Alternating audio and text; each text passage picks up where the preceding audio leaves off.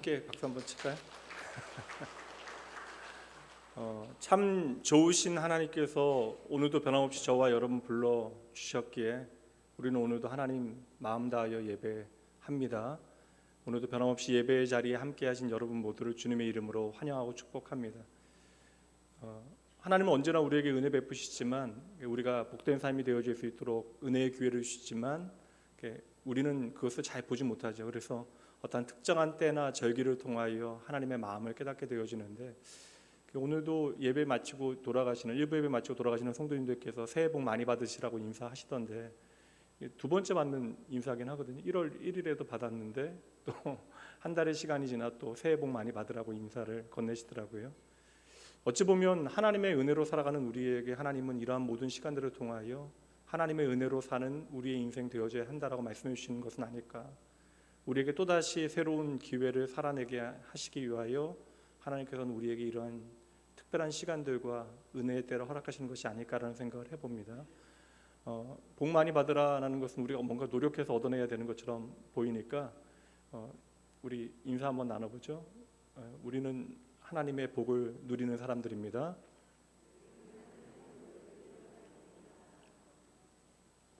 이제 그럼 우리가 할 일은 그 은혜가 무엇인지를 잘 아는 것이죠. 이제 작년까지 이제 말씀 다 주제 나누었고요. 이제 2월달 왕이 오십니다라는 이사야서 말씀 새롭게 들어가기 전에 1월 한 달은 이제 주제 말씀과 더불어 이제 다리 놓기 말씀 함께 나누고 있습니다. 그래서 2주 동안은 다윗의 삶을 통하여 우리의 인생에서 가장 중요한 때에 놓치지 말아야 되는 믿음의 원리에 대해 살펴봤다면 이제 이번 주와 다음 주는 우리의 삶의 어떠한 자세, 태도, 하나님을 향한 마음, 중심 살피고 이제 이사야서 말씀 함께 나누도록 할게요. 그래서 오늘은 은혜는 겸손의 문으로 들어옵니다라는 제목으로 함께 말씀 나누도록 합니다. 올 한해 낙원교회 표어가 모든 것이 은혜입니다. 사실 매년 아시겠지만 교회의 표어라고 하는 것은 어떠한 분명한 목표가 있어야 되는데 저희는 그 목표에 대한 어떤 의지를 다지는 것보다는 매년 우리의 신앙 고백을 더욱더 분명히 하는 데 목적을 두고 있습니다.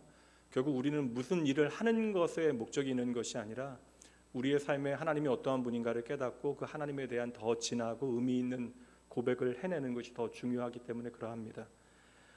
그래서 오늘 이 시간에는 모든 것이 은혜가 되어지게 만들 수 있는 가장 중요한 삶의 태도, 이것을 믿음의 원리를 통해 살펴보도록 하겠고요. 모든 것이 은혜라고 하는 이 믿음의 고백을 우리의 삶에 진정 어린 고백이 되어지게 하기 위해서는 조금 극단적인 표현을 사용하자면 여러분 죽을 만큼 겸손하셔야 합니다. 이 겸손이 너무나 어려워요. 그리고 하나님과 가까워지면 가까워질수록 그 사람은 겸손해지는 것이 마땅합니다. 이게 너무나 어렵다라는 것이죠. 제가 강단에 서는 일에 가장 어려운 이유는 제가 이제 한때는 이제 학교에서 아이들을 가르칠까 아니면 가르칠까 아니면 강단에 설까를 잠시 고민했던, 물론 저는 어릴 때부터 목회가 꿈이었던 사람이었지만 이 두 갈래길에서 제가 어려움 없이 선택한 이유는 이제 교회에 대한 특별한 마음 때문이기도 한데, 그럼에도 불구하고 이 강단에 서서 설교를 하는 것에 대하여 제가 참 두려워하는 이유는요, 이게 사실 설교를 어떻게 준비하여야 하는가에 대한 문제이기보다는, 물론 설교를 준비하는 과정에 고충도 물론 있긴 하지만 제가 전한 설교대로 살지 못한다라고 하는 두려움이 너무나 커요. 그리고 때로는 이게 뭐 말씀 전한 만큼 내 삶이 너무나 도무지 뒤따르지 못하는데 이게 참 부끄럽다는 생각도 많이 하게 되어집니다. 사실 오늘 우리가 나누려고 하는 주제가 겸손인데 너무나 힘든 주제죠. 유명 가수의 말처럼 겸손은 너무나 힘들기 때문에 그러합니다. 그러나 겸손에 대해서 세상에 말할 수 있는 사람은 없어요. 오직 우리에게 겸손을 당당하게 말씀해 주실 수 있는 분은 예수님 한 분밖에 없습니다. 다만 우리가 예수님 믿고요, 예수님 신앙생활 하면서 겸손을 조금씩 배워나가는 과정 가운데 오늘은 여전히 우리가 부족하고 부끄럽긴 하죠. 그러나 오늘 우리에게 주시는 말씀을 성령 하나님께서 우리에게 주시는 말씀으로 믿고 오늘 은혜를 풍성히 누리게 하는 그 겸손의 비결이 무엇인지 우리가 조금 자세히 살펴보도록 하겠습니다. 세상에서는 겸손을 사람에 대한 태도, 그 people skill, 그러니까 관계에 있어서의 어떤 인간 관계의 매너나 어떤 기술, 인격의 차원으로 설명을 하지만 성경은 다릅니다. 그러니까 세상에서는 이 겸손을 어떠한 덕이나 인격의 문제로 설명하는 것과는 다르게 성경은 이 겸손의 문제와 교만의 문제를 중요하게 다루면서 이것을 구원의 문제와 연결지어요. 다시 말하면 이 겸손의 문제가 우리의 생명과 연결되어지기 때문에 하나님께서 엄히 말씀하시는 구절들이 많이 등장합니다. 오늘 말씀도 그러한데 5절 말씀 보도록 합니다. 하나님은 교만한 자를 대적하시되 겸손한 자에게는 은혜를 주신다.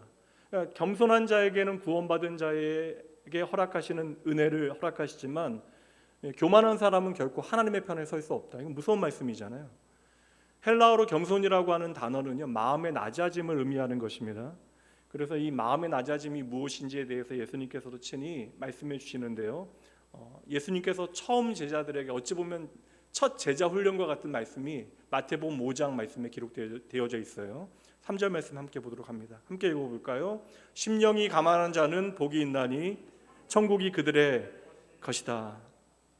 심령이 가난한 자, 마음이 가난한 자, 겸손한 자에게는 천국이 주어진다. 마음이 가난하다라는 것은 절박하다라는 것이고요. 그러니까 절대적 결핍을 의미하는 거예요. 다시 말하면 마음이 가난하다라는 것은 내가 하나님 없이는 결코 한순간도 살아갈 수 없다라고 하는 사실을 인정하는 것입니다. 이 땅에 어떻게 죄의 현실이 주어졌는가를 우리는 성경 말씀을 통해서 잘 알고 있습니다.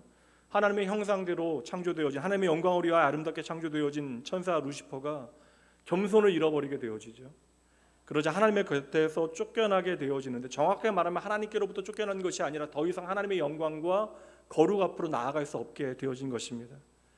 루시퍼가 한 가지 착각한 것은 이제 내가 오늘 누리고 있는 이 영광을, 이 하나님의 영광이 나의 영광으로 착각하게 되어진 것이에요. 그렇게 하나님께로부터 영원히 분리되어진 타락한 천사는 끊임없이 우리의 삶에 교만을 불어넣게 되어지는 거예요. 왜냐하면 이 교만이 우리로부터 하나님을 멀어지게 만드는, 하나님을 대적하는 방법이 되어지기 때문에 그러합니다. 하나님 없이 괜찮다, 스스로의 주인이 되어 살아가라. 이게 이 시대의 시대 정신이잖아요. 인간 실존에 대하여 탐닉하고 자신에게 끝없이 몰두하는 시대입니다.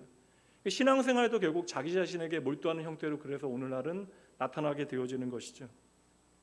얼마 전 이제 점심에 이제 약속이 있어서 근처에 좀 맛있다라고 하는 국수집에 갔어요. 소개받은. 근데 그때 이제 좀 시간이 일러서 이제 사람이 없었는데 저희 옆 테이블에 바로 이제 네 분이 앉아 계셨습니다. 점잖은 분들이었는데 이게 아무래도 좀 안 들어야 되는데 이게 들리거든요. 또 교회 얘기가 들리니까. 네 분이었는데 이제 바로 옆에 있는 학교, 초등학교의 선생님들이셨습니다. 근데 네 분인데 또 신기하게 교회 다니는 분들이 세 분 계셨어요. 그래서 이제 예배에 대한 이야기 하시면서 이게 주일날 온라인 예배 드리다 보니까 귀찮아서 이제 현장 예배 가기가 너무나 힘들다. 근데 문제는 이제 어릴 때부터 신앙생활을 하셨는데 이제 그만큼 시간이 지났으니까 이제 어머님, 아버님도 연세가 드시고 뭐 교회 안에 아마도 뭐 권사님, 장로님 되셨겠죠. 그러니까 이제 부가한 자녀들이 제대로 신앙생활 하는가가 궁금해서 현장 예배 이제 가라고 이제 전화가 오신다라는 거예요. 그래서 마음이 불편하다. 그러니까 이제 그 중에 이제 한 분이 교회를 안 다니시는데 그러면 그냥 교회 갔다 왔다고 얘기하면 되지 않냐? 그러니까 부모님들께서 우리가 거짓말하는 걸 알고 자녀들에게 물어본대. 엄마 아빠 교회 갔냐? 안 갔냐? 이제 그러면서 제가 이제 그 이야기 들으면서 이제 그분들은 바로 옆에 이제 목사가 앉아 있다라는 거 모르셨겠죠. 제가 좀 얼굴들을 봤어요. 저희 교회 교인이 계신가 안 계신가. 저희 교회 교인은 아니셨고요. 근데 제가 그분들의 말씀 가운데 좀 인상적이었던 이야기 하나가 교회 가기 너무나 귀찮아서 온라인 예배를 드린다라는 이야기였습니다. 여러분, 이게 참 무서운 얘기긴 해요. 예배라고 하는 것이 무엇인지를 우리가 알게 되어지면 이것이 얼마나 엄청난 이야기가 되어지는 거예요. 그러니까 예배조차도 우리가 하나님을 예배하기 위하여 존재하는데 하나님을 예배하는 것조차 귀찮아서 차선을 선택하게 되어지는 것이 바로 교만이 아닐까. 하나님을 섬기는 방법조차도 그 섬김의 방법의 기준이 하나님이 되어지는 것이 아니라 그 섬김의 기준, 그 선택의 주체가 바로 내가 되어지는 것. 이게 교만의 실체가 아닐까. 저희가 이제 오늘도 사실 오늘은 지방으로 가신 분들이 참 많이 계십니다. 3년간 뭐 예배당도 폐쇄되어지고 또 명절이 되어져도 이제 고향으로 내려가시지 못하다가 이제 아무래도 사정이 좀 좋아지시니까 가족끼리 해외 여행 가신 분들도 계시고 또 고향으로 내려가신 분들이 좀 다른 때보다는 많은 것 같아요. 좀 감사한 일이긴 하죠. 그러면서 또 한편 생각되는 것은 이번 주에 또 사랑하는 남편을 잃으신 우리 성도님 계시고 또 홀로 이 명절 시간을 지내셔야 되는 분들도 계시니까 또 목회자로 이런저런 생각이 좀 들긴 합니다. 그런 여러분, 우리가 모든 삶의 자리에 함께하지 못하더라도 우리가 마땅히 마음 써야 되는 믿음의 가족들을 위하여, 특별히 이러한 시기에는 마음이 조금 더 어두워질 수 있는 분들이 계시니까 그들을 위해서 기도하는 일도 우리가 마땅히 해야 하는 일입니다. 현장 예배, 오늘도 온라인 예배 들으시는 분들 좀 많이 계실 터인데 저희 교회 영상이 갑자기 질이 떨어졌다라고 이야기하시는 분들이 계세요. 근데 이유가 있습니다. 영상 장비의 문제이기도 한데 비용이 좀 들기는 하죠. 근데 사실 이 영상의 좀 질이 떨어지는 이유 중에 하나는 우리가 할 수 있는 최선을 다하긴 하지만 현장 예배를 실시간으로 송출하기 때문에 그러한 것인데요. 또 의도적인 목적도 있어요. 좀 이제는 화질이 좀 답답하다라고 이야기하시는 분들 계시던데, 좀 답답하시면 교회 나오시라는 거는, 이게 좀 건강이 어렵거나 환경이 어려운 이유가 아니라면 가능하면 나의 핑계를 가장 얇게 만들어서 현장에 나와서 예배하셔야 돼요. 예배라고 하는 것이 바로 하나님과의 만남이고 믿음의 교제가 되어져야 하는데, 이 공동체 예배가 얼마나 소중한지를 우리는 이미 알고 있는데 어느새 적당히 사람들이 선택하는 그 선택의 기준에 따라 나도 적당히 맞추고 신앙생활하는 하향 평준화가 우리의 삶에 이루어지고 있는 것이죠. 그래서 저는 그냥 교육자들에게 의도적으로 그냥 이 정도 수준의 영상 화질을 송출하라. 오늘 영상 보면서 좀 뿌옇게 잘 안 보인다, 목사님 말씀이 조금씩 깨져 나온다, 그냥 교회 나오시면 똑바로 잘 들려요. 제 얼굴도 이렇게 깨지지 않고 잘 나옵니다. 그리고 저는 예배는요, 의도적인 좀 불편이 각오되어져야 한다라고 생각을 해요. 예배는 결국 하나님의 가치를 인정하고 내가 하나님을 섬겨드리는 행위잖아요. 하나님의 가치를 인정한 사람만이 하나님을 예배할 수 있는 거예요. 믿음 있는 사람들만 하나님을 예배할 수 있는 것이고, 하나님께서 은혜로 믿음을 허락하신 사람들만 그 믿음 가운데 하나님 앞으로 나올 수 있는 것입니다. 그러니 여러분, 우리가 의도적으로 좀 의식적으로 불편을 각오하고 예배의 주인이 내가 아니라 하나님이 되시도록 하는 일이 반드시 필요합니다. 그래서 이 시대는, 오늘 나오신 분들도 잘하셨고 또 못 나오신 분들은 여러 가지 이유가 있어서 못 나오셨겠지만, 가능하면 여러분 우리가 격려하라는 것은 책망하라는 것이 아닙니다. 열심히 격려하고 위로하여 현장에서 함께 예배하고 성도의 아름다운 교제가 계속되어질 수 있도록 여러분 노력해 주셔야 합니다. 이제 우리가 오늘 겸손에 대해서 이야기하고 있으니까 예배조차도 우리에게 교만의 이유가 되어진다. 교만의 어떠한 결론이 되어진다. 교만은 그래서 하나님과의 단절의 뿌리가 되어져요. 이게 참 어려운 문제입니다. 그래서 예배를 드리면서도 도리어 하나님을 대적하는 편에 서게 되어지는 것이 얼마나 안타까운 일입니까? 이 교만이 이렇게 하나님과의 단절의 뿌리가 되어지는 것처럼 문제로 이야기하면 겸손은요, 하나님의 은혜 안으로 들어가는 문이 되어지는 것이죠. 그러니 우리가 겸손하면 겸손할수록 하나님의 은혜의 문이 더욱더 우리의 삶에 활짝 열리게 되어지는 것입니다. 바울 사도가 죽음을 앞두고 어려움 가운데 있었던 빌립보 교회의 성도들에게 격려하면서 위로하면서 변치 않는 기쁨에 대해서 이야기해요. 그리고 빌립보서 말씀에서 여러분들은 내게 능력 주신 자 안에서 내가 모든 것을 할 수 있다, 이 말씀만 기억하시겠지만 빌립보서 말씀에서 가장 중요한 핵심은요, 우리가 기쁨을 잃어버리지 않을 수 있는 근거가 무엇인가에 대한 말씀인데, 그 말씀이 빌립보서 중앙에 있어요. 빌립보서 2장 5절부터 8절까지 제가 읽어드립니다. 가장 중요한 말씀이에요.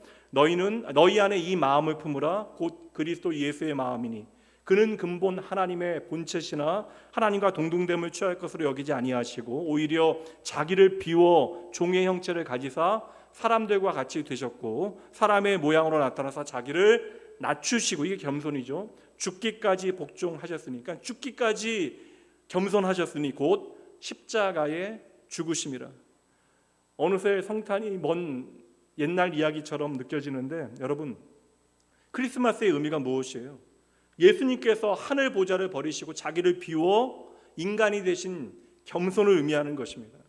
우리는 이것을 성육신이라고 이야기하는 것이죠. 그래서 예수의 십자가는 바로 예수님의 겸손을 우리에게 비춰주고 있는 것이에요. 인간이 하나님으로부터 이제 끊어진 그 인간을 타락시킨 교만의 저주를 끊어버린 힘이 바로 친히 이 땅의 인간이 되신 예수님의 겸손이었던 것입니다. 여러분 믿으셔야 돼요. 이미 우리에겐 겸손의 어떠한 자질과 능력이 있습니다. 우리로부터 만들어진 것이 아니라 우리가 예수 그리스도를 나의 구주 삼고 예수를 영접하고 주님과 함께하는 삶을 살아가기로 작정한 그 순간으로부터 예수님의 겸손의 은혜가 이미 우리 안에도 들어 있는 거예요. 내가 주님 안에 거하고 주님이 내 안에 거하시고 그 십자가의 가치, 그 겸손의 정신이 우리의 삶을 주도하게 되어지는데, 다만 우리 안에 있는 남은 옛사람의 찌꺼기들이 여전히 여러 상황과 관계를 통하여 꿈틀거리고 우리의 삶을 휘저어 놓게 되어지는 것이죠. 교만한 자에게 주어지는 가장 무서운 벌이 무엇인지 아십니까? 다시 5절 말씀 보시면 답이 나와요.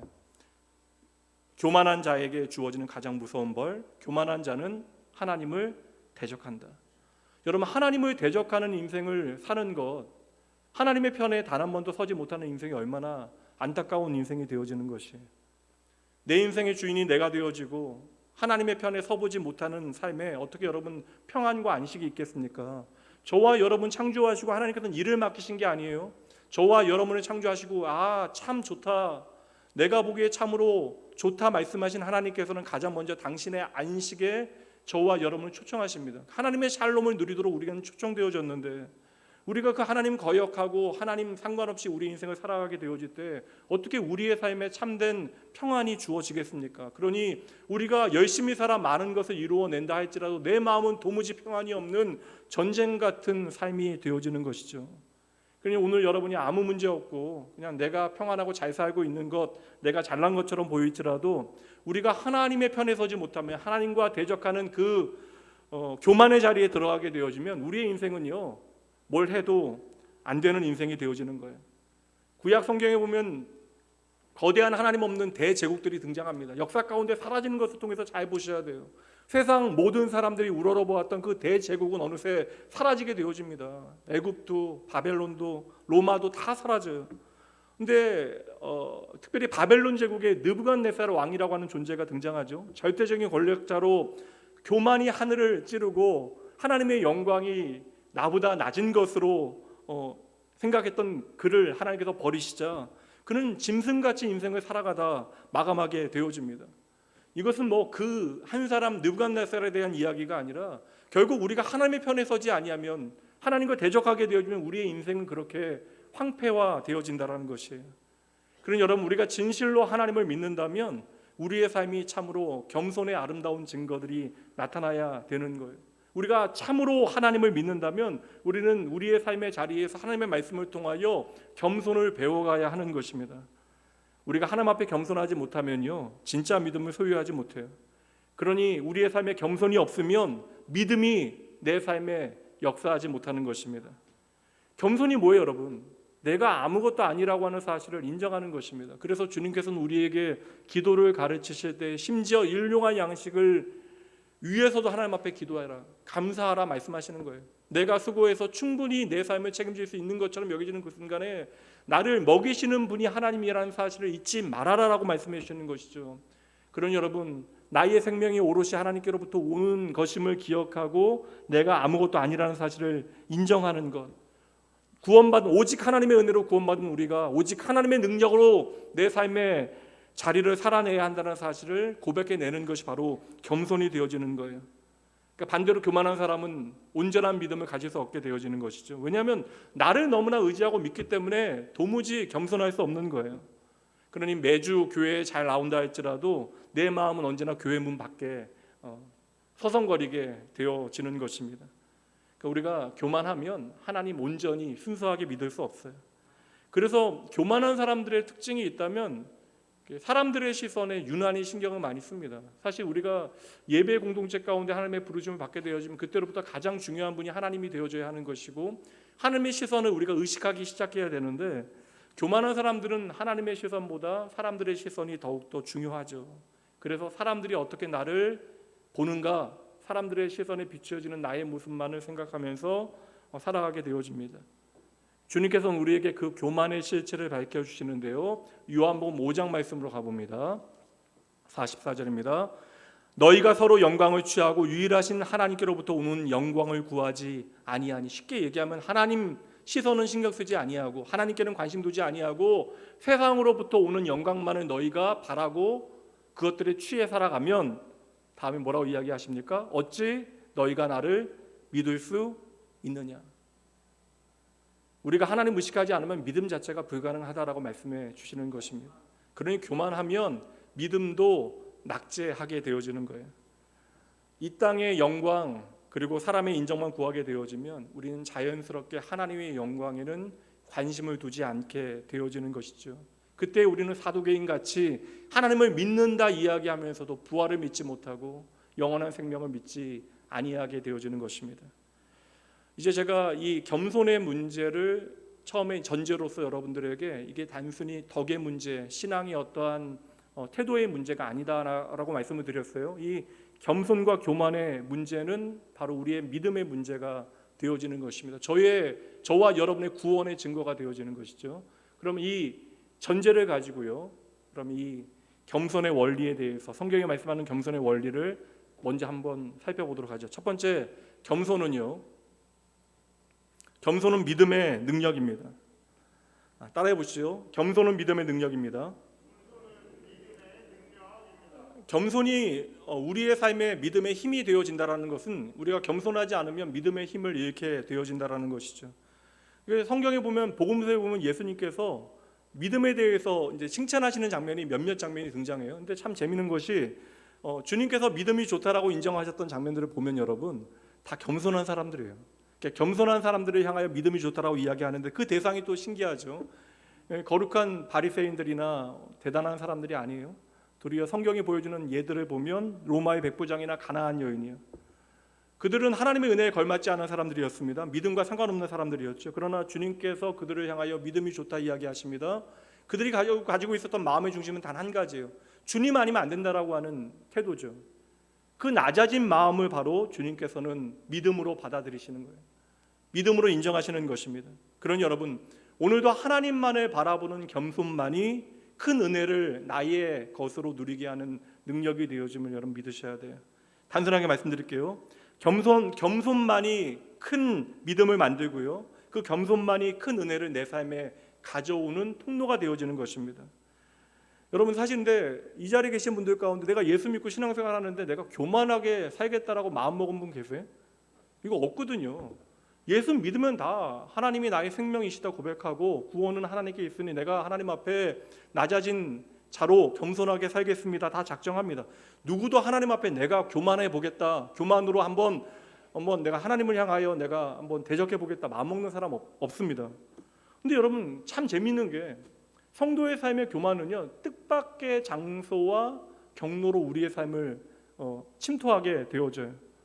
예수님 당시에 거룩하다, 스스로 거룩하다 여겼던 유대인들과 마찬가지로 스스로 거룩하다 여기는 사람의 거룩하다 여겨지는 행동들 가운데 교만이 슬그머니 들어오게 되어지는 것이죠. 그러니까 여러분 교만을 먼 나라 이야기처럼 받아들이지 마세요. 교만은 서울대 나온 사람들, 재벌가 아니면 대통령실에만 있는 것이 결코 아니라는 거예요. 우리에게 무서운 교만은요 이 예배당 안에 있는 교만이 되어지는 것입니다. 거룩한 일을 하는 과정 가운데 나타나는 교만이 우리에겐 무서운 일이 되어지는 것이죠. 우리가 놀라게 되어지는 일이 무엇이에요? 교만이 정말 없어야 되는 곳인데도 교만이 슬그머니 들어오게 되어진다라는 거예요. 여러분 기도 많이 하면 금식 기도까지 하면 겸손해야 되는데 때로는 교만해지는 사람들이 있어요. 성경 100번 읽으면 겸손해야 되는데 여러분 성경을 그렇게 많이 읽었는데 교만해집니다.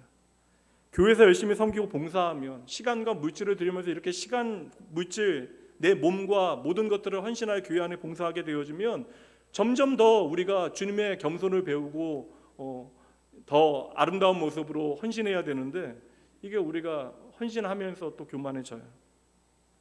예수님께서 저와 여러분 교훈 얻으려고 이야기해 주신 말씀 중에 성전에서 기도하였던 바리새인과 세리 이야기 유명하잖아요. 바리새인과 세리가 성전으로 기도하러 올라갑니다. 같이 올라간 것은 아니죠.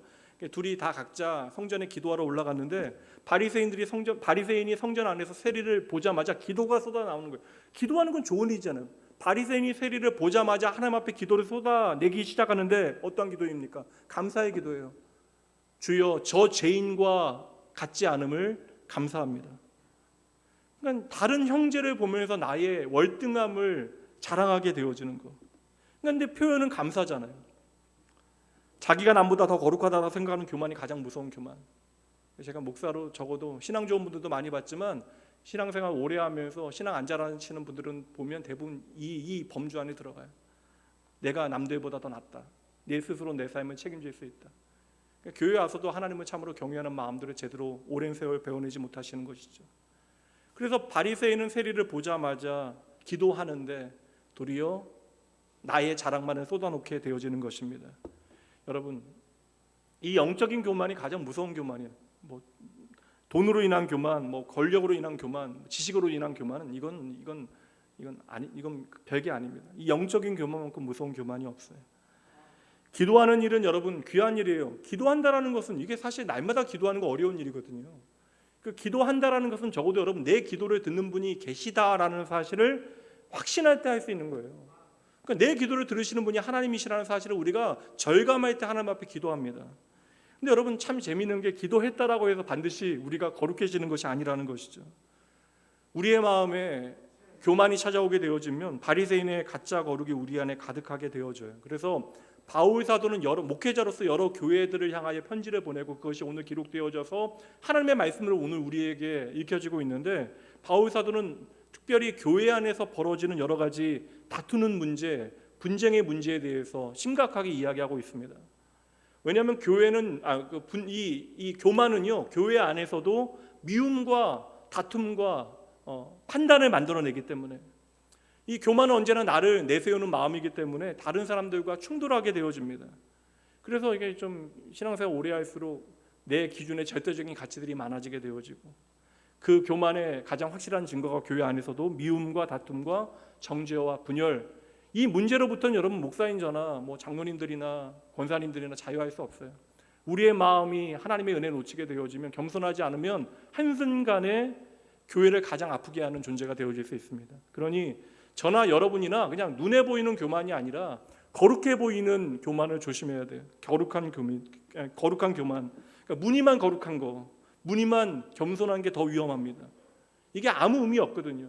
그러니까 우리가 얼마나 종교적인 표현을 멋들어지게 말하는가는 중요한 것이 아닙니다. 그것이 얼마나 우리의 삶을 통하여 진실로 증거되어지는가, 이것이 어떻게 하나님 앞에 받아들여지는가, 이게 정말 중요한 문제가 되어지죠.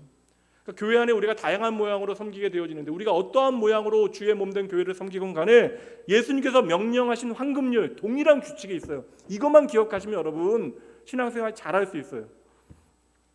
빌립보서 2장 3절 말씀 보도록 합니다. 함께 읽어봅니다. 아무 일에든지 모든 일에 다툼과 허용으로 하지 말고 오직 겸손한 마음으로 각각 자기보다 남을 낮게 여기라. 여러분, 이것이 바로 예수님께서 우리에게 말씀하시는 성경적인 관계의 황금률이에요. 그러니 아무리 내가 잘났어도 교회 안에서 누군가를 판단하고 심판하고 다투게 되어지면 이 말씀 어기는 거예요. 얼마나 중요해요, 여러분.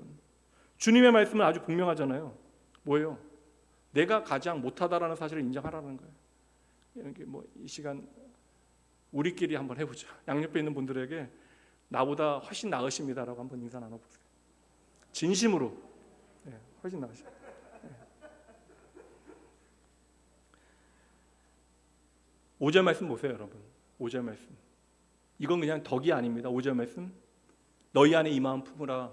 이 마음이 바로 예수님의 마음이다.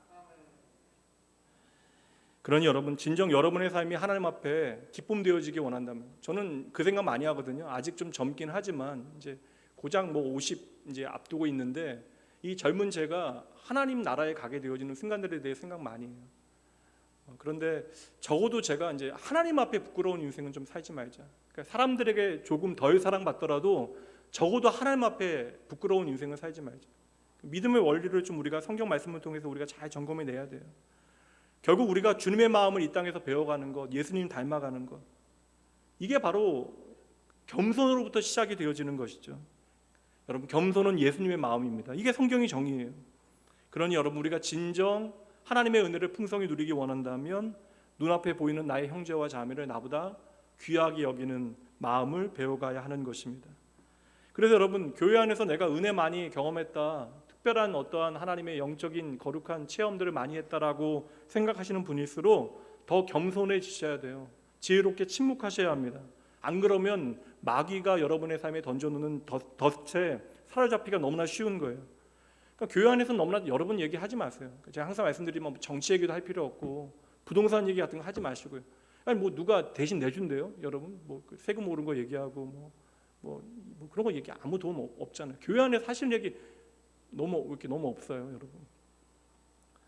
예수님과 함께 동행했던, 여러분 잘 보세요. 예수님과 3년 내내 제자 훈련하면서 동고동락했던 제자들도요, 이 교만의 덫에 빠지게 되어집니다. 그 장면 가볼게요. 마가복음 9장 33절. 주님께서 이 문제 되게 중요하게 다루세요. 가버나움에 이르러 집에 계실새 제자들에게 물으시되 너희가 길에서, 그러니까 예수님께서 먼저 물으시는 거예요. 너희가 길에서 서로 무슨 이야기했냐? 그러니까 34절. 그들이 잠잠한 거예요. 뭔가 찌르는 게 있죠. 이에 길에서 서로 누가 크냐 하고 쟁론하였습니다. 주님께서 다 알고 계시는데 그들이 이제 흥분하고 있고 막 마음에 분한 마음이 있을 땐 가만히 계셨다가 이제 가버나움에 도착해서 저녁 시간에 제자들을 불러 모으시고 이야기하신 거예요. 너희가 무슨 얘기 그렇게 했니? 35절. 그러니까 모른 게 아니에요. 이게 우리가 얘기한 게 주님 앞에 좀 부끄럽다는 생각을 제자들도 알고 있는 거예요. 35절. 예수께서 앉으사, 자리 잡고 앉으신 거예요. 제자들, 12제자들 불러서 이르시되, 일부러 불러서 말씀하시는 거예요. 이게 정말 중요한 문제라는 것이죠. 함께 읽어봅니다. 누구든지 첫째가 되고자 하면 무사람의 끝이 되며 무사람을 섬기는 자가 되어야 하리라 하시고, 그러니까 세상은 절대 모르는 복음의 가치, 그러니까 우리가 잘 되기 원한다면 정말 예수 안에서 잘 될 수 있는 그 복음의 가치를 친히 주님께서 말씀해 주시는 거예요. 근데 이게 제가 인상적이었던 건 뭐냐면, 예수님과 3년을 함께하였던 3년 동안 제자 훈련을 받은 이들, 근데 주님과 함께 지금 십자가를 향하여 걸어가고 있는 그 길에서 그들의 생각은 뭐예요? 누가 주님의 오른팔이 되어질까? 누가 주님의 왼팔이 되어질까? 이게 그들의 문제가 아니라 오늘 우리의 문제가 되어지기에 주님의 말씀이 기록되어져서 우리에게 전해지는 것입니다. 우리는 참 신기한 것도, 이제 신기하게 우리의 본성이 약하여 서로 좀 격려하고 칭찬해 주는 일도 열심히 해야 되지만, 우리는 참 신기하게 하나님의 일을 하면서도 언제나 좀 조명이 비치는 센터에 서야 돼요. 이게 사실 10대 아이돌 같이 그런 센터 본능이 우리에게 있습니다. 여러분, 주님의 오른팔이 되고 싶어요. 이거 주님을 향한 헌신의 다짐입니까? 아니에요. 나의 욕망이에요. 주님이 내 눈에 높아지실 터인데 나도 그렇게 높아져야 한다. 마귀가 던져놓는 교만이 어느새 주님 곁에 있는 우리의 마음 안에 끊임없이 역사하고 꿈틀거리게 되어지는 것이죠. 그러니까 저도 조심할 터이지만 교회 안에 중요한 직분을 맡고 계시는 분들 더 조심하셔야 합니다. 특별히 교회 안에서 일하고 사람들이 박수 쳐주고 그래서 이제 교회 사역에 내가 없으면 정말 안 되지라고 하는 생각이 들 때 여러분 더 조심하셔야 돼요. 특별히 이제 그런 열심히 있는 분들, 다른 사람 판단하면 말짱 깡입니다. 열심히 봉사하고도 소용없어요. 그러니까 나보다 일하지 않는 사람들이 미워지면, 여러분 일하는 게 은혜잖아요. 일의 목적이 있는 게 아니라면 우리를 하나님을 섬기는 자리로 불러주신 것이 하나님의 은혜인데, 다른 사람들은 못하는데 나에게 그런 마음을 허락하시고, 우리가 그렇게 좋은 사람 아닌데 주님을 위하여 헌신하고 주의 몸된 교회를 위하여 열심히 봉사하게 하시는 것은 하나님께서 우리에게 허락하신 마음이잖아요. 근데 그 마음을 가지고 다른 사람들을 판단하고 그들이 왜 일하지 않는가라고 우리가 미워하고 그들을 정죄하게 되어지면 우리는 그들 때문에 억울해하고 있는 것이죠. 그러니까 하나님의 은혜의 자리에서도 은혜를 은혜로 바라보지 못하니까 우리 안에 억울함과 미움이 자라나는 것입니다. 그러니 여러분, 제가 계속 말씀드려요. 교만은요, 특정한 자리, 누구나 보기에 이해되어질 만한 자리에서 우리의 마음에 찾아오는 것이 아니라 뜻밖의 장소에서 뜻밖의 사람을 통하여 우리에게 찾아오게 되어지는 것입니다. 그래서 여러분, 교만이, 이 겸손이 능력이 되어진다라는 것은, 여러분 겸손에 대한 오해를 없애셔야 겸손이 가능해져요. 많은 사람들이, 세상의 사람들이 왜 겸손이 어렵다, 힘들다라고 이야기합니까? 이 겸손이 손해보는 일로 생각을 하는 거예요. 내가 겸손하면 세상 가운데 손해를 본다. 그래서 겸손은 어떠한 나약함의 덕으로 봅니다. 니체와 같은 사람, 물론 그 안에는 어떠한 중요한 그런 철학적 의미가 들어있긴 하지만, 그래서 기독교의 윤리, 이 겸손과 순종을 노예의 어떠한 그런 본능으로 이해를 하고 있어요. 노예의 덕으로 이해를 하고 있습니다. 세상의 이해가 그러하다고요. 근데 성경은요, 도리어 약한 자가 하게 되어지는 것이 겸손이 아니라 내면 세계가 건강하고 안정된 사람으로부터 나오는 것이 바로 겸손이다. 그래서 겸손은 바로 믿음의 능력이다. 예수님께서 제자들에게 첫 번째 제자 훈련을 하셨을 때 가장 먼저 우리의 인생이 복된 인생이 되어질 수 있는 길에 대해서 말씀하시는데요, 마태복음 5장 5절입니다. 함께 읽어봅니다. 온유한 자는 복이 있나니 그들이 땅을 기업으로 받을 것이며, 이게 사실 말이 안 되거든요. 세상적인 기준으로 우리가 온유하고 겸손하게 되어질 때 어떻게 세상 가운데 기업을, 땅의 기업을 우리가 누리게 되어집니까? 더 악착같이 내가 교만하게 나를 증거하고 나를 자랑하고 열심을 다해야 우리가 땅의 기업을 얻게 되어지죠. 그런데 성경의 가르침은 무엇입니까? 온유한 자에게 하나님께서는 땅의 기업을 주신다. 이 온유라고 하는 것이 겸손을 의미하는 거예요. 우리가 생각했던 어떠한 기질적인 겸손함을 의미하는 것이 아니라, 이 온유라고 하는 단어는요, 헬라어는요, 사나운 훈련되지 않는 야생마, 그 폭주하는 에너지가 조련사에 의해서 통제되어지는 것, 컨트롤되어지는 것을 온유라고 이야기하는 거예요. 그러니 이 온유라고 하는 것은 능력 없는 사람의 태도가 되어지는 것이 아니라, 내게 주신 모든 능력이 하나님의 것임을 인정하고 하나님의 다스림을 받는 사람, 하나님의 다스림을 인정하는 사람이라고 하는 의미가 되어지는 것입니다. 그러니 여러분, 저는 이해가 돼요. 왜 그러한 사람에게 하나님께서 땅을 기업으로 주시는가? 우리의 삶에 허락하시는 모든 것이 우리에게 복된 일이 되어줘야 되는데, 하나님 없는 인생을 살아가는 사람들에게 주어지는 땅의 기업이라고 하는 것은 더욱더 나를 의지하게 만들고 하나님을 바라보지 못하게 만드니, 우리의 삶에 그 모든 은혜가 진짜 은혜가 되어지게 하시기 위해서 하나님은 먼저 우리를 겸손하게 만드시는 것이죠. 그러니 우리가 하나님을 향하여 겸손하지 못하면요, 우리에게 주어진 땅의 축복이라고 하는 것은 도리어 우리를 교만하게 만드는 인생의 저주가 되어질 수도 있는 것입니다. 다시 말씀드리면 겸손은요, 능력인데, 믿음의 능력인데 힘을 컨트롤하는 능력이 되어지는 거예요. 내 마음대로 살지 아니하고 이제 나의 모든 것을 하나님의 손에 맡겨드리고, 이 모든 것이 하나님의 은혜임을 깨닫고 내 삶의 모든 방향을 하나님의 목적에 맞추어 드리는 것이 바로 겸손의 핵심. 그러니 여러분, 겸손이 여러분의 믿음의 능력 되어지고 믿음의 증거 되어지는 여러분의 하루하루가 되어지기 주님의 이름으로 축복합니다. 두 번째요, 겸손의 원리요. 겸손은 모두에게 주시는 하나님의 명령이라는 거예요. 나도 모르게 겸손이라고 하는 가치를 듣게 되어질 때 나도 모르게 겸손해야겠다, 잠시 회개하긴 하지만 많은 경우 이 겸손의 원리를 내가 아니라 다른 사람에게 적용하게 되어질 때가 많아요. 그러니까 나보다는 더 가진 사람들이 겸손해야 된다라고 우리는 생각하는 것인데, 그래서 솔직하게 우리의 마음을 좀 끄집어내면 자기가 교만하다라고 생각하는 사람이 별로 없어요. 근데 여러분, 오늘 말씀에서 겸손에 대한, 그 겸손의 범위에 대한 주님의 분명한 말씀이 있잖아요. 5절 다시 보세요. 5절 말씀 보세요. 젊은 자들아, 이와 같이 장로들에게 순종하고 다 서로 겸손으로 허리를 동이라.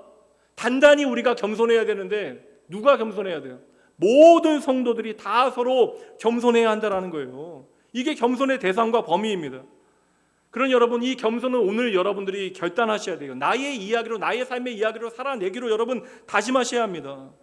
신앙생활 하다 보면 오래 하면 오래 할수록 나도 모르게 교만해져요. 그래서 교회 안에서 다른 사람들의 교만은 너무나 잘 보여요. 다른 사람들의 문제는 기가 막히게 찾아내는데 나의 교만을 찾는 일에는 초고도 근시가 되어지죠. 영적인 시력이 너무나 나빠집니다.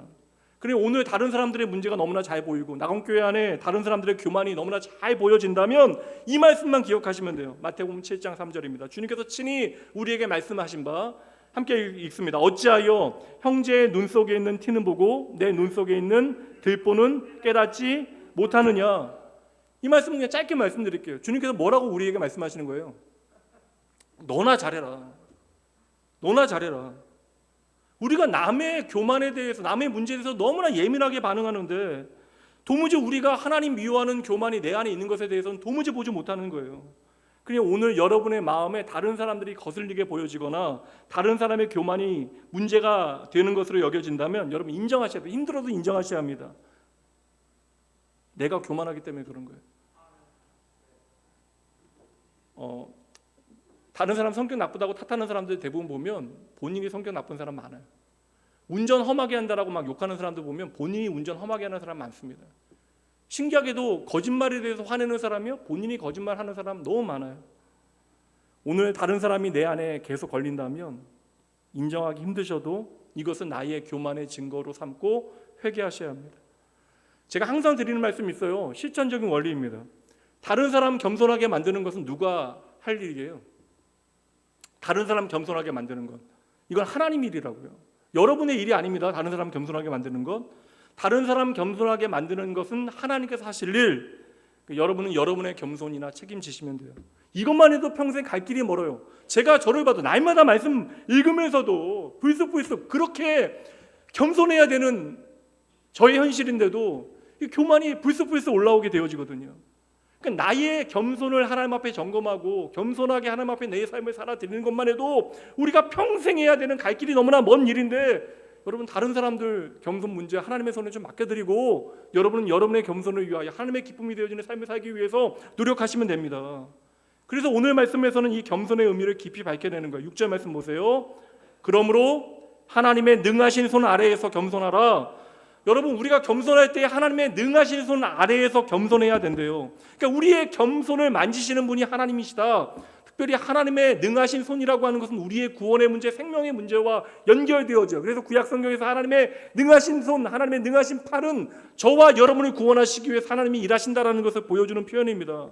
그럼 다시 말씀드릴게요. 그 크신 하나님께서 세상의 수많은 피조물 가운데 나에게 관심을 가지시고 내가 하나님 상관없이 하나님의 백성답게 자녀답게 살지 못할 그때에 하나님께서 당신의 손을 대서라도 회초리를 대서라도 우리를 겸손하게 만지시는 일이 얼마나 귀한 일인가를 아셔야 돼요. 그러니 여러분 우리가 도리어 하나님의 징계가 없으면 버림받은 것이 아닐까 두려워하셔야죠. 하나님의 말씀이 내 마음에 도무지 와닿지 아니하고 하나님의 은혜 없이 살아가도 아무런 문제가 없게 느껴진다면 이것을 여러분 문제로 여기셔야죠. 성도의 삶의 모든 역경과 어려움을 교만과 연결지을 수는 없지만 결국 그 모든 것이 죄로 인한 결과잖아요. 오늘 우리가 하나님 정말 열렬히 사랑하고 하나님 바라봐야 되는데 그럼에도 우리가 더딘 심령으로 살아가고 있다면 우리를 다시금 겸손하게 하나님 앞에 엎드려 하나님 바라보게 하시기 위하여 오늘 찬양한 대로 하나님을 참 좋은 하나님으로 나의 아버지로 고백하게 하시기 위해서 하나님은 교만을 꺾어내는 방법으로 때로는 당신의 능하신 손으로 우리를 교훈하실 수도 있다는 것입니다. 목적은 단 하나, 우리가 겸손을 배우기 원하시는 거예요. 내 인생을 살아가며 하나님 없이도 아무 문제 없는 것으로 착각하지 않기를 하나님께서 원하시는 것이죠. 그러니 여러분 겸손은 우리 모두 겸손해야 되는 것이고 내가 먼저 겸손해야 되는 것입니다. 세 번째요, 겸손은 날마다 여러분의 삶에 자라나야 되는 것이에요. 5절 말씀 보세요. 겸손으로 허리를 동이라라고 말씀하고요. 6절에서는 하나님의 능하신 손 아래서 겸손하라. 강조하는 표현인데 특별히 현재 진행 강조, 현재 진행 명령형이에요. 다시 말하면 계속되어져야 되는 것입니다. 겸손은 우리가 시험을 한번 치루어서 자격증을 얻는 것이 아니라 이 겸손은 우리의 평생에 계속돼요. 오늘의 이야기가 날마다 오늘의 이야기가 되어져야 하는 것. 그래서 우리는 겸손하기 위하여 하나님의 말씀 앞에 지속적인 헌신과 결단을 다짐해야 돼요. 오늘 겸손했다라고 해서 괜찮다는 것이 아니라 내일도 우리는 겸손해야 되고 모레도 겸손해야 되고, 그래서 우리는 그 겸손을 통하여 복음의 정신과 가치를 배워내야 하는 것입니다. 정말 좀 겸손을 타고나신 분들 계시고 교회에 보면 제가 정말 겸손한 분들이 있어요. 이건 기질적인 타고난 은혜로 주어진 겸손이에요. 이건 뭐냐, 감사한 일이죠. 근데 여러분 기질적인 겸손은 한계가 있습니다. 성경이 말씀하고 있는 이 겸손은 우리가 타고나는 것이 아니라 하나님의 은혜를 경험할 때 우리 안에서 조금씩 자라나는 것이에요. 예수를 나의 구주 삼고 성령 하나님의 인도하심을 쫓아 날마다 주님과 말씀을 통해서 교제하고 기도를 통하여 살아계신 하나님을 만나고 그렇게 겸손히 하나님 앞에 나아가게 되어질 때 우리 안에 조금씩 자라나는 것이 겸손입니다. 그러니 겸손이 자라나는 것은 우리가 예수의 마음을 품는 것이죠. 그리고 예수님을 닮아가는 것이 되어지는 것입니다. 그러니 그 과정 가운데 얼마나 많은 영적인 공격이 있겠어요. 사단은 끊임없이 우리의 옛사람의 그림자를 드리워 우리로 하여금 교만의 길을 걷게 만들 것이에요. 교만해야 하나님 바라보지 않으니까요. 그러니 우리는 그 모든 공격을 성령의 도우심으로 이겨내야 하는 것입니다. 겸손은 그냥 말 부드럽게 하고 고개를 조금 더 숙이는, 물론 이러한 크리스찬들은요 좋은 매너를 가질 필요가 있어요. 그러나 겸손은 단지 이러한 태도로 끝나는 것이 아니라 우리가 진짜 겸손해지는 순간은 언제라고요? 성령 충만할 때. 성령 충만할 때 우리는 겸손해지는 것입니다. 그러니까 겸손한 사람은 주님과 가까운 사람. 그러니까 주님과 우리가 가까워지면 가까워질수록 겸손의 향기는 저절로 풍겨나는 것이고 우리의 삶에 깊어지는 것이죠. 그러니 여러분 날마다 겸손의 이야기를 과거의 이야기로 삼지 마시고 오늘 말씀처럼 날마다 하나님 앞에 더 겸손하여 하나님의 놀라운 은혜를 깊이 경험하는 여러분 되시길, 그리하여 겸손 안에서 자라나서 하나님의 자녀다운 여러분 되어지시길, 그리하여 철든 자녀로 주님을 기쁘시게 하는 여러분 모두가 되어주시길 주님의 이름으로 축복합니다. 이제 다 말씀을 드렸어요. 겸손의 원리는 말씀드렸으니까 이걸 이제 우리의 삶에 어떻게 적용해야 되는가, 두 가지로만 말씀드릴게요. 그럼 우리가 어떻게 적용해야 되는가? 첫 번째, 여러분 자기 권리 포기하셔야 돼요. 교회 안에서 구체적으로 여러분 대우받는 거 여러분 조금씩 내려놓으셔야 합니다. 사람들이 교만해지는 이유는 단순히 내가 조금 더 가졌다라고 하는 생각 때문에 그래요. 그러니까 내가 가진 것이 나의 능력이라고 우리가 착각하게 되어지기 때문에 우리가 사람들로부터 조금 더 인정받고 대우받아야 한다. 그래서 세상에선 이게 당연한 원리예요. 직장에서 연금 협상을 하게 되어질 때, 연봉 협상을 하게 되어질 때 자기 실력만큼 마땅한 대우를 요구하고 돈을 받는 것은 당연한 일입니다. 그런데 문제는 뭐냐면 교회 안에서도 우리가 겉으로 드러내지 않아서 그런 것이지 내가 어느 정도 좀 대접을 받아야 된다라고 하는 생각이 우리 안에 있을 수 있다는 거예요. 그 결과가 사실 나타나는 것이 섭섭한 생각, 내가 교회 안에 상처받았다. 근데 사실 저는 교회 안에 상처받으시면 좀 안타깝다는 생각과 함께 왜 교회 와서 이렇게 상처를 받으실까라는 생각을 하게 되어지거든요. 너무나 하나님께 기대하는 게 아니라 사람들에게 기대하니까 상처받는 것이 아닐까. 여러분 생각해보세요. 이 자리는 여러분 하나님의 은혜를 경험하기만 해도 모자란 자리잖아요. 그런데 여러분 우리가 우리의 인생에 가장 중요한 것을 믿음의 공동체 안에서 놓치게 되어지는 것이죠. 교만을 구체적으로 말씀드리면 사람들에게 어느 정도 내가 대접받아야 한다는 생각 자체가 교만, 우리 안에서 이 생각이 조금씩 뿌리 뽑혀야 하는 것입니다. 겸손은 여러분 분명히 주님을 통하여 우리에게 말씀하잖아요. 겸손은 자기의 권리를 포기하는 거, 이게 예수님의 겸손이잖아요. 사실 이게 어쩔 수 없는 한계가 있긴 합니다. 사실 도심교회가 더 어려워요. 그래서 사람들끼리 모이는 것도 어렵고, 왜냐하면 이게 사람들마다 가지고 있는 상황과 처지가 다 달라요. 그래서 조금 좀 넓은 평수의 집에 살다가 여러 가지 상황 가운데 조금 작은 평수의 집으로 옮기게 되면 이거 교회 안에서도 숨기기 원하시는 분들 많이 계시거든요. 근데 사실 아무것도 아니고 아무 신경도 안 써요. 그리고 이거 중요한 문제도 아니잖아요. 신앙과 아무 상관없는 이야기들. 여러분 보세요. 신앙의 본질이 무엇이에요? 하나님께서 인간의 자리에 임하신 게 바로 우리의 신앙의 가능성입니다. 여기로부터 우리의 믿음이 출발하는 거예요. 저 하늘 보좌로부터 낮고 낮은 우리의 자리로 주소지를 옮기신 것이 바로 예수 그리스도의 십자가의 사건이에요. 이 엄청난 추락이 바로 하나님의 사랑입니다. 그러니 여러분 힘드시더라도 조금씩 교회 안에서는 내가 대접받아야 한다는 생각 제대로 내려놔 보셔야 돼요. 그래야 하나님께서 기뻐하십니다. 내가 누려야 한다라고 생각하는 거 조금씩 더 누리셔야 돼요. 그래야 남에게 그 권리 양보하게 되어지는 것입니다. 그래야 여러분들이 하나님께서 기뻐하시는 하나님의 겸손을 누리게 되어지는 거예요. 첫 번째, 여러분 대접받으려고 하는 마음 내려놓는 것, 겸손함. 두 번째 겸손의 증거는요, 겸손한 사람은요 감사가 자라나요. 겸손한 사람은 감사하는 일이 많아져요. 교만한 사람들은 반대로 감사할 줄 모릅니다. 왜냐하면 다 당연한 것이니까. 모든 것이 은혜입니다라는 고백은 어떻게 가능해요? 우리의 삶의 모든 것이 다 좋은 일이라는 의미가 아니잖아요. 우리의 삶의 업앤다운, 슬프고 좋은 일들, 또한 울었던 일들, 기뻐하는 모든 그런 삶의 이야기들이 하나님의 은혜로 우리 안에 해석되어지는 것입니다. 겸손이라고 하는 것은 그래서 내가 이룬 것이 아무것도 없다라는 사실을 깨닫게 되어질 때 모든 것이 하나님의 은혜입니다라는 고백이 진짜로 깊어지기 시작하는 거예요. 내 구원 하나님께서 우리에게 허락하신 거, 내가 이룬 거 아무것도 없잖아요. 내 구원 하나님께서 허락하신 거, 우리가 오늘 예배하는 것도 하나님의 은혜, 내 자녀 내 힘으로 키우는 것 아니잖아요. 목사이다 보니까 성도를 위해서 기도하니까 기도가 응답받는 거 얼마나 많이 경험을 하겠어요. 이게 어떠한 특정한 좋은 경험들을 여러분들이 나누는 것도 필요한데, 그러다 보면 또 내 삶에는 오늘 너무나 힘든데 하나님께서 일하시지 않는 것처럼 여겨질까 봐 얘기를 다 하지 못하지만 기도할 때에 하나님께서 일하시는 것들을 우리는 경험하게 되어집니다. 여러분 왜 하나님의 은혜가 여러분의 삶에 없는지 아세요? 기도하지 않으시니까 그래요. 모든 것이 하나님의 은혜인데 그것을 하나님의 은혜로 내가 경험할 수 있도록 먼저 하나님 앞에 기도해 본 적이 없기 때문에 그러한 것입니다. 자녀도 여러분 우리가 책임지지 못하는 일들이 얼마나 많아요. 근데 저는 기도하니까 내 힘으로 책임지지 못하는 부분들을 하나님께서 책임지신다는 사실을 다 알게 되어져요. 제 자녀가 잘난 것도 없는데, 제 자녀가 너무나 모자란데 부족한데, 목사 자녀이면서도 평균에 미치지 못하는 부분들도 있는데 그럼에도 불구하고 그 자녀를 책임지시는 분이 하나님이시라는 사실을 깨닫게 되어질 때 이 자녀를 키워내시는 것도 하나님의 은혜인 것이죠. 내 일터도 하나님께서 은혜를 베푸셔서 인도하시는 것이고 책임지시는 것이다. 이렇게 모든 것이 하나님의 은혜라고 하는 사실을 배우게 되어질 때 우리는 하나님 앞에 날마다 감사합니다라는 것을 입에 달고 살게 되어지는 것이죠. 그래서 하나님을 향한, 하나님에 대한 사랑은 하나님께서 말씀하신 바 형제 사랑으로 나타나야 되는 것이고요. 그러니까 하나님 사랑하면 미워할 사람이 없어지는 거예요. 심지어 그 범위가 원수조차도 우리가 미워할 필요가 없게 하나님께서 우리를 만드시겠다. 얼마나 놀라운 거예요. 그러니 여러분, 우리가 사람을 향하여 불평과 원망이 많다라는 것은 저절로 하나님을 향한 불평과 원망도 많아진다라는 것입니다. 사람을 향하여 참으로 감사하는 사람은 하나님을 향해서도 감사하게 되어지는 것이죠. 낙원교회 여러분 절대 당연한 거 아닙니다. 여러분, 교회 식구도 당연한 게 아니에요. 여러분이 너무나 멋지고 너무나 매력이 넘쳐서 그들이 여러분들 삶에 같이 함께하고 있는 것이 아니에요. 하나님께서 여러분들을 위하여 붙여주신 선물이 되어지는 것입니다.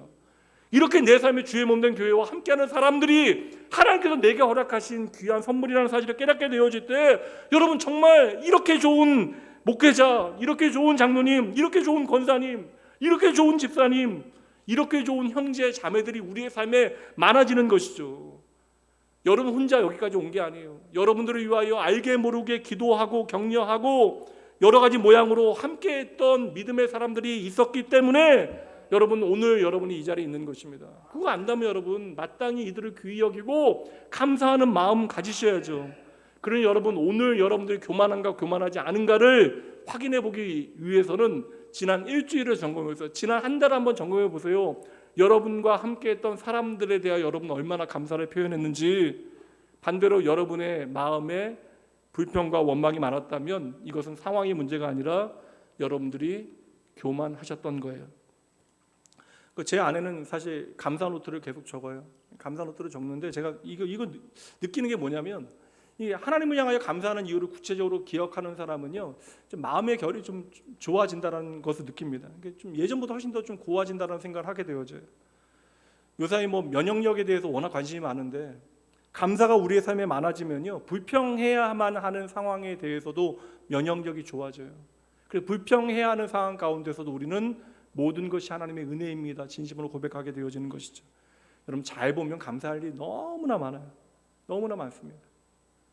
우리의 감사가 깊어져서 날마다의 삶이 하나님 앞에 은혜가 되어지고 행복한 하루하루가 되어지게, 그리하여 여러분의 삶에 그 어떤 원망과 불평보다 하나님을 향한 감사가 더욱더 많아지고 깊어지길 주님의 이름으로 축복드립니다. 마지막으로 이제 한 가지만 살펴 끝낼게요. 실제적인 이 겸손, 이제 여러분, 우리가 아무래도 본전 생각이 있어서 이렇게 겸손한데 하나님의 은혜인 거 알겠는데 실제적인 유익이 무엇인지 우리에게 말씀해 주시지 않으면 우리가 그거 놓치게 되어질까 봐 주님께서 말씀하신 것 같아요. 똑똑한 여러분이 겸손을 선택해야 되는 이유 6절입니다. 함께 읽어보죠.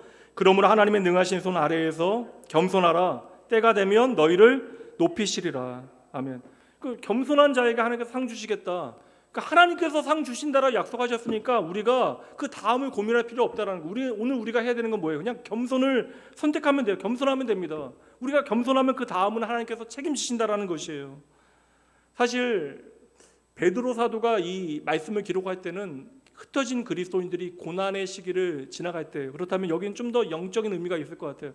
세상에서 잘 된다라는 의미도 있지만 겸손한 자에게 하나님께서는 더 큰 은혜를 주신다라는 말씀이 이 말씀이 되어지는 것입니다. 그래서 하나님께서는 겸손한 자에게 더 큰 은혜를 가장 먼저 채워주시는 거예요. 오늘 이 예배에서도 저는 모르잖아요. 오늘 예배에서도 은혜 가장 많이 받으시는 분은 바로 겸손한 마음을 가진 분들일 거예요. 모든 사람들이 같은 예배를 드리고 같은 찬양을 드리고 같은 기도를 드리는데 은혜를 받는 정도와 강도가 다 다릅니다. 이것은 우리의 마음이 얼마나 겸손한가에 달려 있는 것이죠. 교만한 마음으로 들으면 하나님이 직접 말씀하셔도 그 말씀 다 튕겨져 나가요.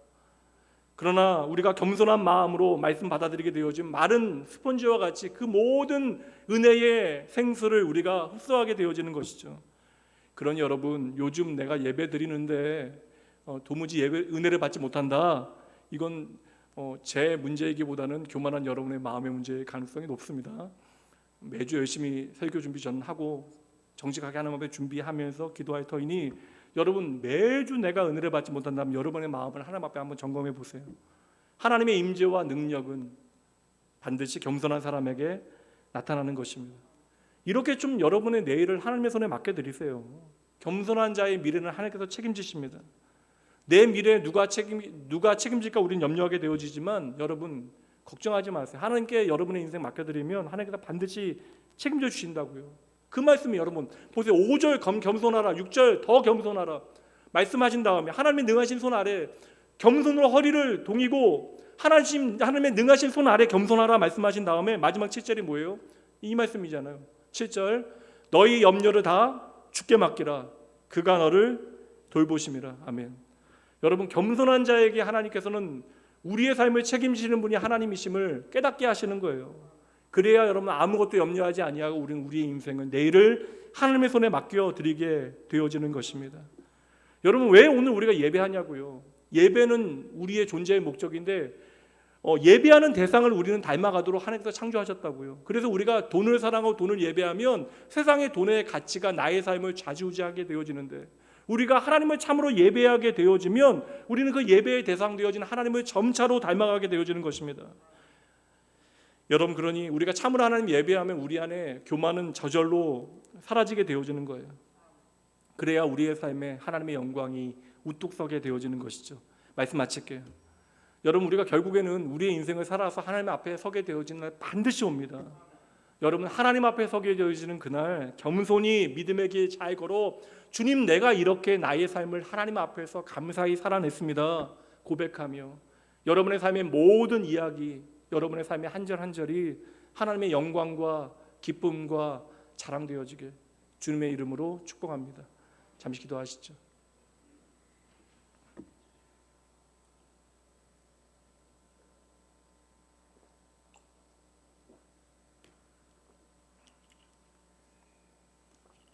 하나님, 오늘도 말씀하여 주시며 감사합니다. 저희가 들은 말씀 그저 사라지지 아니하고 스쳐 지나가지 아니하고 생명의 능력 되게 하여 주시옵소서. 결코 겸손을 말할 수 없는 입술로 죄인의 그 부족한 고백 가운데 부끄럽지만 예수 그리스도의 겸손을 나누었습니다. 주여, 말씀으로 저희를 변화시켜 주시옵소서. 나의 모든 것이 하나님의 은혜임을 아는 것이 겸손임을 다시 마음에 새겨내게 하여 주시옵소서. 이 시간 주의 말씀 앞에 진실로 머리 숙인 주의 자녀들로 하여금 오직 예수 그리스도의 은혜로 예수님의 겸손이 이들의 삶에 나타나게 하시고 이들의 낮아짐을 통해 생명의 역사가 흘러가게 하시고 그리하여 아무 염려 하지 아니하고 하나님께서 책임지시는 나의 내일을 믿음 안에서 잘 살아낼 수 있도록 은혜 더하여 주시옵소서.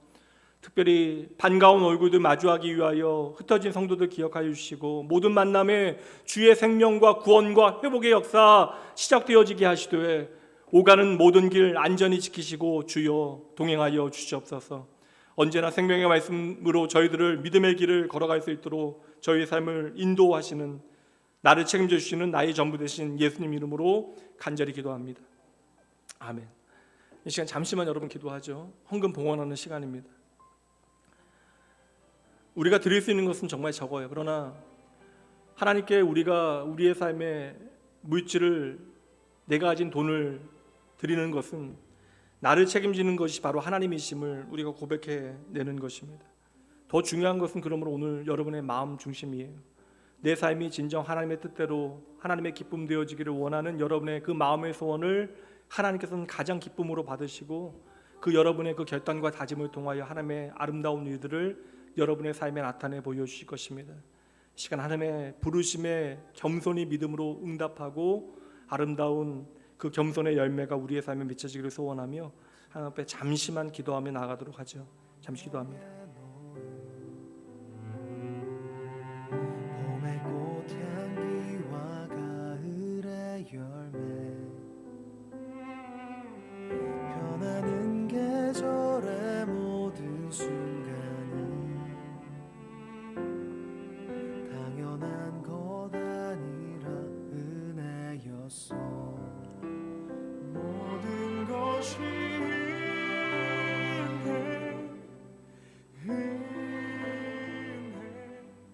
하나님, 모든 것이 은혜입니다. 오늘 저희의 삶에 성령 하나님께서 함께하여 주심을 믿습니다. 저희들 평생 시간 낭비 아니하도록 회색빛 더딘 신앙의 경계 지역에서 방황하지 아니하도록 날마다 나에게 말씀을 통하여 부르시는 하나님의 거룩하신 부르심에 이제는 믿음으로 응답하여 내 자신을 하나님 원하시는 교회답게 하나님의 자녀답게 세워가게 하여 주시옵소서. 이 시간 하나님의 놀라운 은혜와 사랑에 대한 감사함으로 주님께 저희의 삶의 아버지 고백을 드립니다. 아버지, 드려진 물질이 아버지여 저희의 삶의 진정한 사랑에 표현되어지게 하시고 그리하여 저희의 삶을 통하여 물이 포도주가 되어지는 놀라운 생명의 역사가 나타날 수 있도록 주의 생명의 도구로 저희를 사용하여 주시옵소서. 간절한 마음으로 주님 앞에 고백드린 주의 백성들 축복하시고 이들의 모든 간구하는 기도에 응답하시되 하나님의 뜻에 오롯이 따를 수 있는 겸손과 지혜를 더하여 주시고 그리하여 이들의 삶이 물된 동산 축복의 통로 쉴만한 물가 되어질 수 있도록 주여 함께하여 주시옵소서. 감사드리며 우리의 구원 되신 예수님 이름으로 축복하며 간절히 기도합니다. 아멘. 다 같이 자리에서 일어나셔서 우리 믿음의 가족들 함께 축복하신 후에 축도하심으로 예배 마치도록 합니다.